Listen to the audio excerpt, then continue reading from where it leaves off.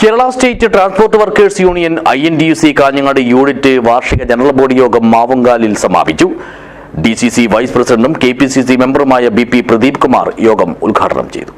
This news sponsored by Emmanuel Silks, Kanhangad, Kannur and Thrissur.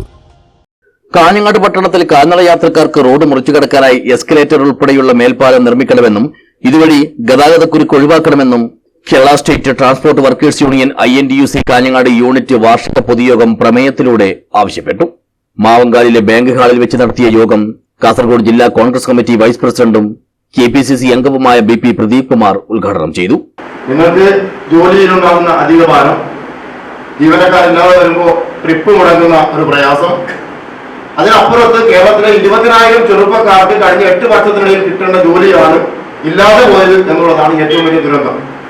ആ 20,000 ചെറുപ്പക്കാർക്ക് പകരമാണ് ഈ പറയുന്ന ബദലി സംവിധാനം ഏർപ്പെടുത്തിയിട്ടുള്ളത് എന്ന് പറയുമ്പോൾ ആ വാർത്തയിൽ പറയുന്ന മറ്റൊരു കാര്യം, ജോലിക്ക് ആളെ വേണമെന്ന് പറഞ്ഞ് വിളിച്ചു വരുത്തി 10,000 രൂപ ഡെപ്പോസിറ്റും വാങ്ങി അവരെ കൊണ്ട് യൂണിഫോമും തയ്യാറാക്കി അവരെ കൊണ്ട് ബാഗും വാങ്ങിപ്പിച്ച് ജോലി എടുത്തതിന്റെ പിറ്റേ ദിവസം വേണമെങ്കിൽ അവരെ പിരിച്ചുവിടാം.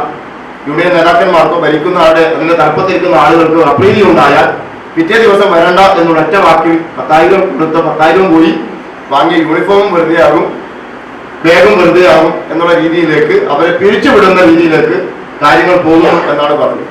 ചടങ്ങിൽ union unit president Santhosh Kumar അധ്യക്ഷനായി. മഹിളാ കോൺഗ്രസ് കാസർഗോഡ് ജില്ലാ പ്രസിഡന്റ് മിനി ചന്ദ്രൻ മുഖ്യാതിഥിയായി പങ്കെടുത്തു.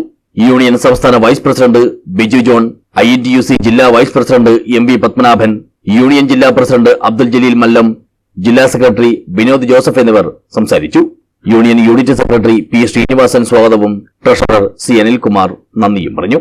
News bureau, Kanhangad.